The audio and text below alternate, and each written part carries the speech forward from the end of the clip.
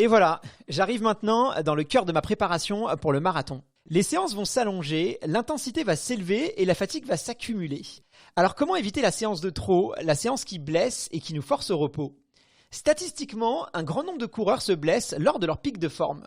Car quand les jambes sont là et que le mental est prêt à affronter chaque séance, eh bien on a tendance à vouloir tirer un peu trop sur la corde et c'est là que la blessure arrive. Pour maintenir un état de forme optimum et améliorer ma récupération, Fred m'a conseillé d'être vigilant sur 3 points. L'hydratation, la nutrition et le sommeil. J'ai déjà l'impression d'être hyper impliqué sur ces éléments-là, mais je vais devoir passer la vitesse supérieure et optimiser chaque détail si je veux encore progresser. Évidemment, vous n'êtes sûrement pas passé à côté de cette information, le marathon de Paris est reporté au 18 octobre prochain. J'ai donc pris la décision de m'inscrire au marathon de Cheverny qui aura lieu à la même date, à savoir le 5 avril.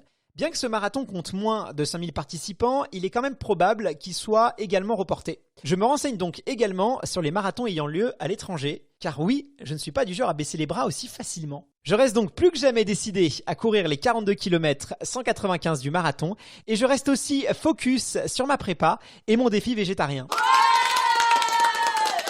Afin de mettre encore plus de chances de mon côté, on m'a recommandé de consulter une naturopathe spécialisée dans le sport et le végétarisme. Il s'agit de Mélanie Boutors et je compte lui faire part de mon défi et lui expliquer les enjeux qui m'attendent pour ces prochaines semaines. Je suis sûr qu'elle aura plein de bons conseils à me donner et je compte bien vous en faire profiter aussi.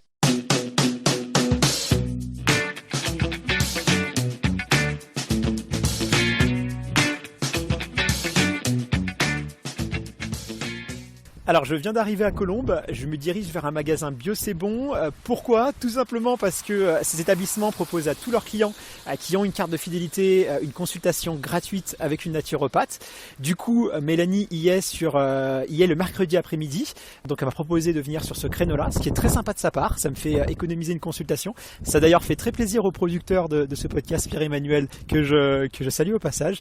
Mon GPS indique qu'il me reste encore 2-3 minutes, donc vous savez quoi, on se retrouve à l'intérieur. Salut Mélanie, je suis ravi de faire ta connaissance et je t'avoue que je suis aussi très curieux à l'idée d'en savoir un peu plus sur la naturopathie. C'est vrai que c'est une discipline qui est de plus en plus populaire, ou en tout cas moi j'ai l'impression qu'on entend de plus en plus parler des naturopathes. Alors j'ai quelques connaissances sur la question, mais ça reste vraiment très limité. Et du coup ça va être ma première question. Est-ce que tu veux m'expliquer un peu plus en quoi consiste la naturopathie? La naturopathie, en fait, elle permet de prendre soin de soi en globalité. Donc en fait, nous naturopathes, on va accompagner les gens à avoir une hygiène de vie saine. Elle va à la fois prévenir, optimiser, conserver la santé. Clairement, c'est le but de la naturopathie et elle se base sur 10 techniques. Donc certes, l'alimentation qui est la première des techniques, mais ensuite il y a aussi l'exercice physique, la psychologie et puis tout ce qui est rapport avec les plantes, avec les huiles essentielles, avec les massages, les techniques corporelles. Donc c'est vraiment important de savoir que la naturopathie, souvent on fait l'amalgame naturopathie-nutrition, mais c'est pas que de la nutrition, c'est vraiment une prise en soin globale et donc de mettre en place une hygiène de vie. Ce n'est pas un régime qu'on met en place, c'est vraiment une hygiène de vie qu'on remet simplement au goût du jour pour justement permettre de se sentir bien au quotidien. Donc c'est une technique qui englobe un peu tout. Oui. Et est-ce que, alors moi tu sais que je suis un peu sportif et j'ai un défi, c'est de courir le marathon le 5 avril prochain. Est-ce que la naturopathie, ça peut présenter un plus pour les athlètes comme moi? Parce qu'on m'a vraiment recommandé la naturopathie, mais justement dans le cadre de ma pratique sportive. Alors est-ce que les gens m'ont bien conseillé? Oui, bien sûr, justement, la naturopathie, on aide énormément les sportifs parce que déjà il y a une problématique d'acidité chez les sportifs qui est à prendre en compte, qui est très très importante. Et puis aussi parce que le régime alimentaire doit être à la fois riche en nutriments, riche en aliments alcalinisants, et puis permettre justement d'avoir une vitalité hors pair. Donc la naturopathie de toute manière, avec en tout cas déjà à la base l'alimentation, ça va déjà beaucoup aider. Super, bon je vais avoir beaucoup de questions à te poser Mélanie. Je suis un peu dans un moment décisif décisif dans ma prépa marathon. D'accord. C'est-à-dire, j'ai vu mon entraîneur il y a quelques jours de cela, et je vais vraiment rentrer un peu dans le dur. C'est-à-dire que mes sorties longues vont être plus longues, D'accord. mes sorties intenses vont être beaucoup plus intenses, et il y a un risque, c'est que finalement j'en fasse un petit peu trop et que je me blesse ou que peut-être je tombe malade. D'accord. Donc, mon coach m'a dit, Guillaume, tu vas devoir être extrêmement vigilant sur 3 choses qui sont l'hydratation, Bien sûr. la nutrition et la récupération. D'accord. Comment est-ce que toi, du coup, naturopathe, tu peux m'aider à optimiser ces 3 leviers? Alors, déjà la nutrition. Bon, je sais que tu es sur un régime végétarien, certes. Comment déjà se passe, qu'est-ce que tu manges au quotidien? Est-ce que tu peux déjà me dire un petit peu ce que tu manges? Alors, je ne consomme pas de produits issus de la chair animale, mais D'accord. parce que je suis végétarien, mais je consomme encore tout ce qui est lait, fromage. Ensuite, les légumes font Œufs aussi? œufs, D'accord. œufs, légumes, Ok. œufs, fromage, lait. Ok. Tout ça, j'ai gardé. C'est vraiment tout ce qui est issu de la chair animale que je consomme plus. D'accord. Poisson et viande. Et donc, du coup, ça va être essentiellement, on va retrouver des légumes, des légumineuses, des sucres lents, du pâte, du riz. Et ensuite, tout ce qui est aussi fruits à coque pour les petites collations, amandes, pistaches. Donc, tout ça, c'est assez encadré. J'ai un plan alimentaire qui m'a été prescrit par Tiffany, donc, qui est ma diététicienne. D'accord. Après, effectivement, il y a... Voilà, il y a peut-être des choses que je peux améliorer, notamment sur tout ce qui est en termes de digestion, peut-être des choses aussi où j'ai tendance à un petit peu grignoter, un petit péché mignon pour le beurre de cacahuète, je sais pas si c'est des bonnes choses, donc j'ai besoin encore de faire quelques petits réglages, on va dire. Ok, d'accord. Bon, la base, en tout cas, elle est bien, elle est saine. Donc déjà, là, tu pars sur une bonne chose. Est-ce que tu as entendu parler des jus de légumes? Alors, j'ai un extracteur de jus. Super. Je t'avoue que je l'ai un peu laissé de côté parce que c'est pas forcément plus simple à nettoyer et que tu manques de temps. Mais effectivement, ça peut-être que je devrais le ressortir là, surtout pour ces dernières semaines. Tu penses que ça peut être un plus? Complètement. Alors pour les sportifs, c'est vraiment la chose la plus importante, les jus de légumes, parce que à la fois, ça se digère très rapidement, donc il y a absolument pas de fatigue digestive. Après, en termes d'acidité, ça va vraiment contrer les problèmes d'acidité puisque c'est très alcalinisant.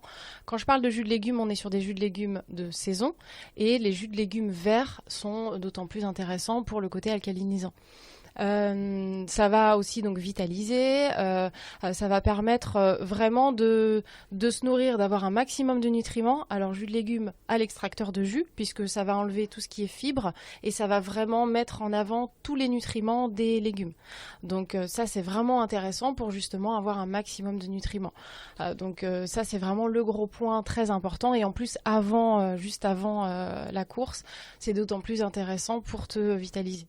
Tu me parles d'aliments acides et alcalinisants. Ouais. C'est vrai que c'est quelque chose qu'on entend de plus en plus, c'est-à-dire L'équilibre acido-basique. l'équilibre acido-basique. C'est ça. C'est vrai que on en a encore parlé avec Fred, donc mon entraîneur, la semaine dernière. Mhm. C'est vrai que pour beaucoup de coureurs, et peut-être moi aussi encore quelques temps, on a tendance à penser que la nutrition idéale, c'est protéines. Alors soit viande, poisson, ou pour les végétariens, voilà, tout ce qu'on peut trouver en protéines dans les pois chiches ou ce genre de choses, et sucre lent. Voilà, en gros, c'est la viande blanche, le poisson et les pâtes et le riz. Et il y a beaucoup de sportifs qui consomment ce schéma-là et qui pensent faire très bien les choses. Apparemment, c'est un peu plus compliqué que ça.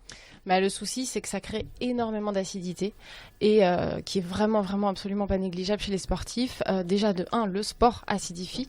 Mais alors, en plus, si on mange ce genre d'aliments, forcément, ça crée d'autant plus d'acidité. Donc, ça va créer énormément de maux, d'inconfort dans le corps. Donc, le but, c'est justement de partir sur une alimentation basifiante. Donc les jus de légumes, c'est vraiment le numéro 1, c'est vraiment la chose à privilégier. Et puis après, c'est tout ce qui est légumes, fruits, les smoothies aussi. Et puis après, partir sur... Alors les céréales, oui, en effet. Moi, j'aurais tendance à privilégier des céréales sans gluten. Donc le riz, le sarrasin, le millet, le quinoa, plutôt que les pâtes, ou alors dans ce cas, c'est des pâtes avec de la farine de légumineuse. Et puis après, c'est de consommer tout ce qui est oléagineux, des noix, des amandes. Les amandes sont très intéressantes aussi.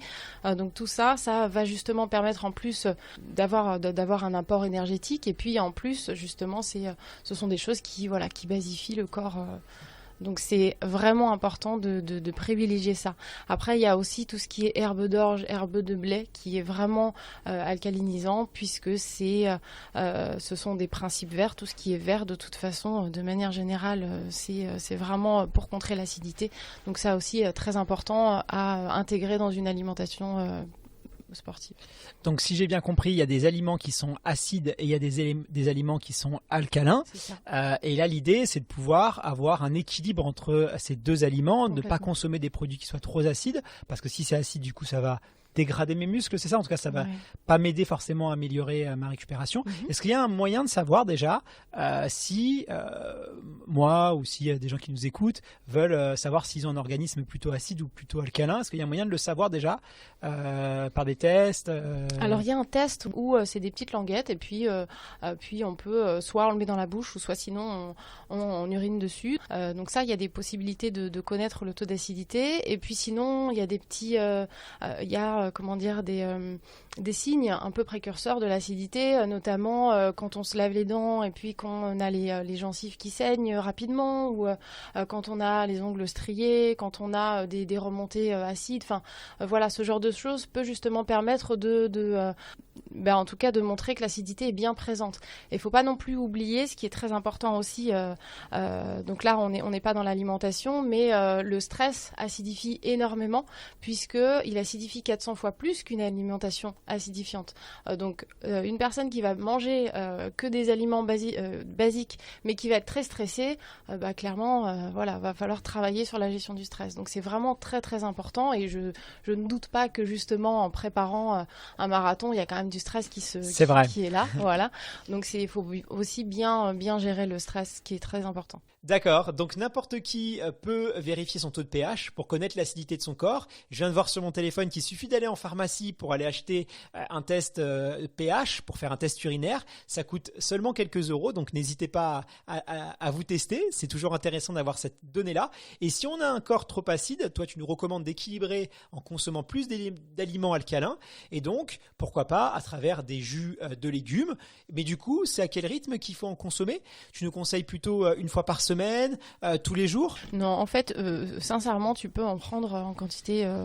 C'est comme tu le souhaites. Tu les prends quand tu veux. Le tout, c'est si tu souhaites prendre par exemple un jus de légumes pour ton repas du midi par exemple, et puis manger quand même quelque chose de solide. Moi, je te conseille de boire le jus de légumes avant, forcément, puisque c'est ce qui va se digérer rapidement. Et puis après, tu vas manger le solide derrière. Donc ça, c'est la petite chose à savoir. C'est vraiment toujours tu vas pas manger et boire après, puisque au contraire ça va ralentir ta digestion, puisque ça va gonfler le bol alimentaire. Donc c'est vraiment important de boire avant. Mais après, sinon, tu peux en boire, que ce soit le soir avant de te coucher. Ça, c'est très intéressant aussi. Surtout un petit peu avant les derniers jours, en tout cas, qui peut être intéressant parce que le principal, c'est de manger léger le soir. Donc, une soupe, des crudités ou un jus de légumes, c'est très bien. Quantité, après, c'est toi qui vois selon toi et ta satiété, en fait. Mais c'est important de, quoi qu'il arrive, d'en inclure dans ton alimentation de tous les jours. D'accord. Est-ce qu'il y a d'autres aliments ou d'autres choses comme ça qui peuvent m'aider à mieux encaisser les séances, à mieux récupérer et qui pourraient être des bons petits tips, des bons conseils que tu aurais à me donner? Ouais, après pour la récupération, ce qui est intéressant, c'est après le sport, notamment après des grandes séances, de pouvoir intégrer l'herbe de blé et l'herbe d'orge, je t'en parlais juste avant, qui sont très très alcalinisants, et du coup après une séance de sport, déjà le sport crée l'acidité, mais après la séance, l'acidité est d'autant plus importante. Donc du coup, c'est là où on va vraiment privilégier des aliments basifiants. Et là, en l'occurrence, tu peux même le mettre dans ton jus de légumes. Herbe d'orge, herbe de blé, spiruline également, peuvent être intéressants pour la récupération également. Et ça se consomme, c'est sur quelle... Alors moi, je connais pas forcément, c'est sous quelle forme? C'est de la poudre, en fait. C'est de la poudre, c'est vraiment c'est brut, hein. On reste sur un aliment qui est brut. Il va juste être transformé en poudre, tout simplement pour une meilleure digestibilité. Et après, tu mélanges ça dans tes jus de légumes ou dans de l'eau. Bon, après, ça a un goût, autant le mettre dans les jus de légumes, c'est plus sympa. Et du coup, justement, pour permettre d'avoir ta dose, en général, c'est 1 à 2 cuillères à soupe dans ton jus de légumes. Et puis voilà, au moins c'est mélangé et les nutriments sont bien présents. Donc ça, après la séance, ça se trouve dans les magasins Dans les magasins bio, bien sûr. Super. Il y a un autre élément qui va être extrêmement important, c'est ma récupération. Et tu sais que la récupération, ça passe essentiellement par le sommeil.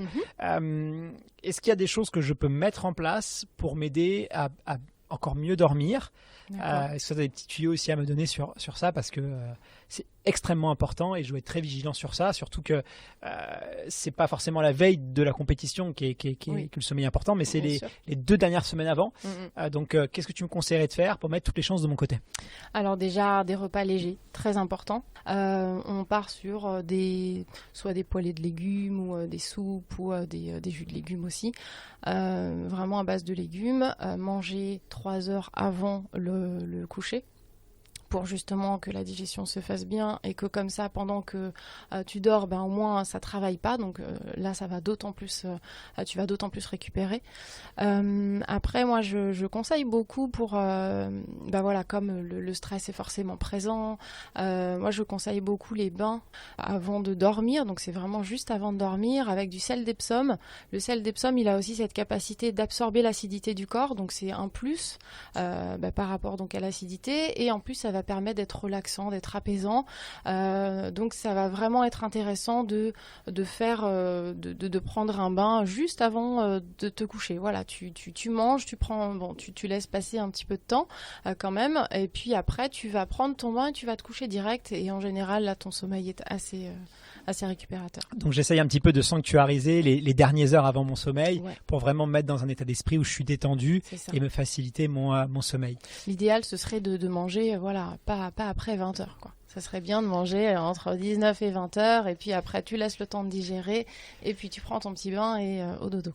D'accord, super. Est-ce qu'il y a autre chose que je pourrais faire pour améliorer ma récupération? Tu peux me conseiller quoi? Après, moi, je conseille aussi beaucoup les massages, les automassages notamment. Donc, là, ce serait de te masser avec une huile végétale, peu importe laquelle. Moi, je conseille beaucoup l'huile de nigel. Parce qu'elle a des propriétés anti-inflammatoires, mais après, peu importe, l'huile végétale en soi n'est pas forcément la plus importante. Et puis après, avec une goutte d'huile essentielle de Golteri. Donc cette huile essentielle particulièrement parce qu'elle a justement des propriétés anti-inflammatoires, elle va aussi calmer les spasmes musculaires, et donc une seule goutte suffit de Golteri, surtout très important les huiles essentielles à manipuler avec précaution. Donc une goutte suffit. Dans une noisette d'huile végétale, tu vas la chauffer avec tes mains, et puis après tu vas le passer sur l'endroit en tout cas qui est peut-être un peu plus fragile, et puis voilà, le but est de chauffer pour que ça puisse d'autant plus accélérer la récupération. D'accord, donc ça après la séance, et je peux le faire tout seul Bien sûr. Ouais, soit si tu as une personne qui peut te le faire, mais sinon oui, tu peux te le faire toi-même sans problème. D'accord. Et combien de temps à peu près le massage ça doit durer? Il faut que j'ai pour être efficace. En fait, le plus important, c'est de chauffer. Donc à partir du moment où tu sens que ça chauffe, tu vas bien le faire, tu vas te masser pendant une dizaine de minutes, ça va faire du bien, et après tu verras que vraiment les effets sont assez intéressants, parce que tu vas vraiment le sentir rapidement. C'est noté. Tu me disais tout à l'heure qu'il fallait que je sois assez vigilant sur le stress, parce que c'est un élément qui peut acidifier le corps. Alors, je ne le savais pas, mais c'est intéressant de le noter. Évidemment, quand on est stressé, on dort aussi beaucoup moins bien. Et tu sais, quand on prépare un marathon, moi, ça fait 3 mois que je suis en plein dedans, tu y penses tous les jours. Ça, je pense que toutes celles et ceux qui font un marathon savent de quoi je parle. Et forcément, plus la date se rapproche, plus le stress, il va grandir, parce que c'est quelque chose qui occupe tes esprits. Et quand tu t'entraînes beaucoup, que tu travailles à côté, ça peut peut-être accentuer ce phénomène de stress. Donc toi, tu me conseilles d'être vraiment vigilant sur les derniers jours par rapport à ça? Je conseille beaucoup de travailler sur la gestion du stress qui, mine de rien, est très importante. En tant que naturopathe, là, pour le coup, on est vraiment axé là-dessus parce que c'est quand même un sujet inévitable dans cette société. Donc, du coup, vraiment travailler dessus. Moi, je conseille aussi beaucoup de travailler avec les respiration ventrale. Je sais pas si tu connais, mais avant de te coucher, de bien respirer avec le ventre. Donc, quand tu inspires, tu gonfles le ventre et quand tu expires, tu rentres le ventre. Ça, c'est une technique qui est vraiment très intéressante pour gérer le stress. Donc peu importe, même pendant la journée, si tu te sens une petite montée, ça déjà la respiration est très très intéressante. Donc tu peux faire ça. Il y a des petites aussi applications de méditation avant de te coucher qui peuvent permettre de travailler sur le stress. Donc voilà, ça c'est vraiment important de ne pas oublier cette partie-là. Effectivement. Bon, d'habitude, le stress en compétition, je suis habitué. Maintenant, le marathon, c'est quelque chose de nouveau. Donc, il faudrait quand même pas que je parte avec trop de confiance parce que le retour de bambou pourrait être un peu compliqué. C'est ça. Après, le stress, on en a besoin aussi pour performer tant qu'on arrive à le contrôler. Bien sûr, c'est ça. Il y a du bon stress, on est d'accord. Ça, c'est clair, c'est vraiment important. Mais quoi qu'il arrive, le stress acidifie, donc faut pas l'oublier. Donc, c'est pour ça qu'il y a quand même besoin de travailler dessus. D'accord, je vais faire vachement attention à mon équilibre acido-basique et essayer de compenser. Ouais. Tout ça. Merci infiniment Mélanie. Donc on peut te retrouver au magasin Bio C'est Bon. Donc toi tu es sur Colombes, mais je crois que tu as aussi un cabinet à côté, Sport Santé Esprit. Santé Sport Esprit, c'est ça. Super. Merci encore et puis je te dis à bientôt. À bientôt, merci beaucoup, bon courage à toi. Je repars de cette consultation chez Bio C'est Bon avec plein de bons conseils faciles à mettre en place. Déjà, je vais aller à la pharmacie acheter des bandes pH afin de mesurer l'acidité de mon corps sur plusieurs jours afin d'avoir une moyenne fiable. Normalement, ça devrait aller, mais on n'est jamais trop prudent. Je compte bien aussi réutiliser mon extracteur afin de me préparer des jus de légumes avec, en plus, un peu d'herbe de blé ou d'orge comme me l'a conseillé Mélanie. D'ailleurs, je compte bien vous partager mon retour pour vous dire si j'ai trouvé ça efficace. Quoi qu'il arrive, cette aventure n'a pas fini de me surprendre et me réserve encore plein de rebondissements. Est-ce que je vais réussir à courir le marathon pour la première fois de ma vie et conclure mon défi végétarien en grande pompe? Plus que jamais, la question se pose. Alors si vous voulez rien louper de cette aventure, abonnez-vous au podcast. Et surtout, n'oubliez pas, l'espoir, ce n'est pas de croire que tout ira bien, mais que chaque chose a un sens. À bientôt!